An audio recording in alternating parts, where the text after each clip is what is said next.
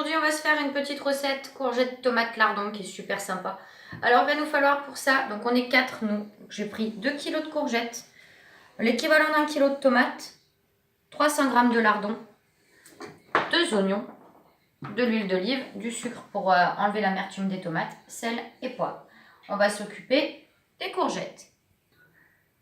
Donc les courgettes, je les ai épluchées, coupées en carrés. Je les ai mis dans une grande gamelle parce que ça va prendre un peu de place, même si ça réduit après. Donc on va les mettre à chauffer. On va les mettre sur feu doux avec un petit verre d'eau. Parce que ça va permettre de les ramollir. Donc là, ce sera à vérifier en cours de cuisson s'il va y en avoir besoin d'autres ou pas. Parce que moi, j'aime bien quand ça reste bien moelleux, c'est super sympa. On va les mettre donc à feu moyen. En attendant, on va s'occuper des tomates. Donc comme j'avais déjà montré, on se remplit une casserole d'eau. On met les tomates pour pouvoir enlever la peau facilement.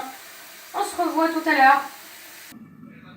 Alors pour les courgettes, pendant que ça continue de cuire, j'ai mis un petit couvercle pour que ça puisse garder bien toute la moellosité.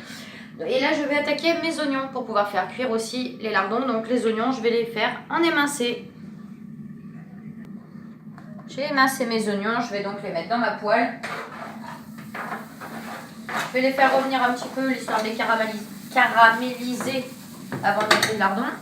Et en attendant, je vais donc m'occuper des tomates. Donc comme la dernière fois, j'enlève la peau, je les coupe en dés et je rajouterai un petit peu de sucre dessus pour enlever l'amertume. Et je les mettrai après dans mes courgettes. A tout de suite. Alors on a tout. On a les courgettes qui sont cuites, qui sont un petit peu moelleuses. On a les tomates qui sont coupées, qui sont cuites aussi. Les lardons et les oignons qui sont cuits aussi. Pour les tomates, j'ai donc mis un petit peu de sucre pour enlever l'amertume. Pour les courgettes, je vais quand même les saler un peu et les poivrer. Parce que sinon, ça risque d'être un petit peu fade. Un petit peu de sel, un petit peu de poivre. Et maintenant, la dernière chose qu'il y a à faire, c'est de tout mettre ensemble.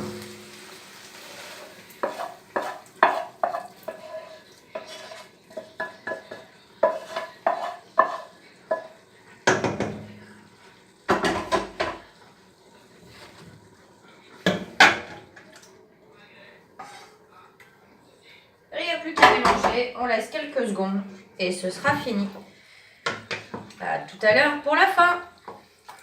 Voilà, c'est fini.